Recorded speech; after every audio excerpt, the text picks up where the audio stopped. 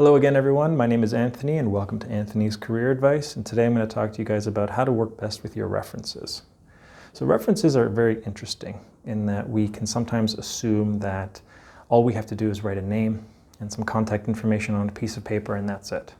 When the reality is it's best if you ask for permission, whether it's 1, 2, or 3, or 4 people on your that you want to use as references, whether it's from your one person from your most recent employment, 2 people from there that can talk about different aspects of your performance, or if it's 3 people from your past 3 employment experiences, or maybe depending on where you are in your professional life, like starting out, does it make sense to have one as a professor or one as a more of a character reference as well. But the point being is whoever you need to have on that list, it's important to ask, and it's important to keep them current and up to date with what you're doing. So here's the example. You're actively looking for work. You've called up your friend, or you've emailed your former employer and said, I'm actively looking, are you comfortable being a reference for me? And they say yes. You say, great, perfect. They provide you with the preferred contact information, wonderful. Now, that person can still be working with that organization, or they may have left. Either way, they represent the ability to share what their experience was like working with you or having you under them during a period of time. The period of time that you've identified as when you were working there. So that's fine, okay? So they don't necessarily have to still be with the organization. They could have moved on. Okay, that aside. So you've both agreed, or they've agreed, and then you get a call for an interview. You prep for it, and you go and you do it, and they say, do you have a list of references? And you provide it to them, or you fill out a form, whatever their process is. Always wait to give it. That's more important. Wait to give it, don't just automatically give it, unless asked. So then you say, okay, the interview is done. My references are going to be contacted, possibly. My part is done. That's where you're wrong. This is actually where that next layer of work comes in. What you then do is you reach out to your references and say, guess what? I got an interview. It just happened. What I'm going to do is I'm going to send you a copy of the posting. I'm going to send you a copy of the resume that I used. And in the body of my email, I'm going to share with you key points that I highlighted about maybe skills or experiences or certain accomplishments that will tie into your time while you were working with them or under them.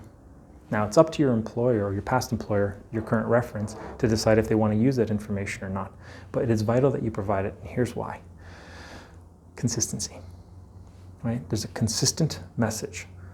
The employer, the interviewer, received a document, whoever it is, reviewed it, which is your resume, and they say, we want to meet this person. They meet this person being you, shares these stories, and then they say, we want to validate these stories, pretty much is what they're doing. So we will contact this list of people that you said that we should on your behalf to see if the story is consistent. Because if it's consistent in all 3 areas, on paper, in person, or virtually, and someone corroborating the story, great.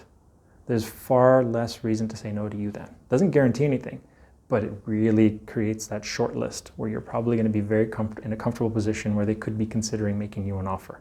So it's very important that you tell your references as much detail as you think is important. It's vital, right? Because what you don't want to do is you don't want to leave it to chance. And they may be savvy enough to think on their feet or have more than enough stories to advocate or share, and that's fine. They choose to. But having them equipped and prepared shows them and that you're organized, and what it does is it decreases the room for error, right? Because this is a competitive space. Just because you're getting your references checked doesn't mean that you're the only candidate that's getting your references checked. You're still in a competition. The challenge now, or the difference now, is that the competition is between the references. They just don't know that they're in competition with each other, nor will they ever, possibly. So if you do that, and you make sure that you inform them, and it's just a simple summary of what was shared after they've, of course, this all happens after they've agreed to be your reference. That's all you have to do. Then you're done. Okay? If you do that, you'll be fine. And that's all I've got to share with you guys today. I hope this was helpful. Like always, like, share, subscribe, and check out my channel on a regular basis because I'm going to be uploading content on a more frequent basis moving forward. Have a great day, everybody. Bye.